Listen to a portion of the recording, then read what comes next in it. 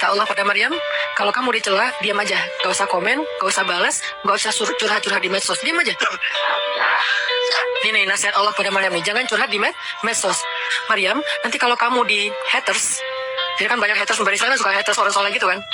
Mereka nge-follow tuh bukan pengen dapat inspirasi, cuma haters doang. Ngintip dia lagi posting apa, diserang gitu. Akhirnya kata Allah, kalau kamu diserang, komennya nggak enakan, terus kalau kamu dihaterin sama mereka, udah diem. Nggak usah dibalas, nggak usah diapa-apain, nggak usah di-blok, nggak usah dihapus tuh komen. Pengalaman. Terus diapain? Diam aja. Terus kalau diam gimana? Tenang, biar aku yang belain kamu. Jadi ketika seorang meminta bela dari makhluk, Allah nggak akan ngebelain dia. Ketika kita diam dan minta bela kepada Allah, Allah akan belain. Kalau kalian pengen paham tentang rahasia takdir, berhentilah bertanya kenapa. Quote of the day. Kalau kalian pengen mengerti rahasia takdir, berhentilah bertanya kenapa. Karena Allah tidak akan menjawab bagi mereka yang mempertanyakan takdir. Allah hanya akan memberikan jawaban kepada mereka yang menerimanya. Makanya orang yang terus bertanya gak akan pernah ketemu dengan jawabannya. Mau 10 tahun, 20 tahun dia tanya kenapa saya, kenapa ini, kenapa itu, apa yang kurang, gak akan pernah ketemu dengan jawabannya. Dan dia akan terus dalam keadaan mempertanyakan, dalam keadaan menolak, dalam keadaan konflik batin.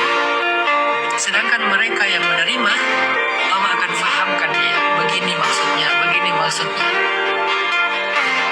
Misalnya kita marah sama orang lain, terus kita maafin dia, apa akad dengan Allah? Nanti Allah maafin saya. Makin besar dosa orang yang kita maafin, makin besar dosa kita yang dimaafin sama Allah. Dosa apa yang paling besar yang dilakukan seseorang kepada kita? Tadi ditikung. Ustaz, nggak mudah Ustaz maafin yang kayak gitu-gitu Ustaz. Saya tuh udah berusaha ya selama 5 tahun. Di tahun kelima ternyata gagal gara-gara dia. Padahal dia datangnya cuma beberapa bulan terakhir. Kenapa bisa nikung? Dia teman curhat kita. Kita curhat ke dia, ternyata dia dapat info dari kita, dia jalan duluan. Kan sakit banget tuh. Makin sakit, makin berat, makin besar dosa yang kita maafin dari orang lain, berarti makin besar dosa kita yang dimaafin sama Allah. Minimal 10 kali lipat. Kalau kita pengen tetap boles pas menghadapi kesulitan, pegang janji Allah.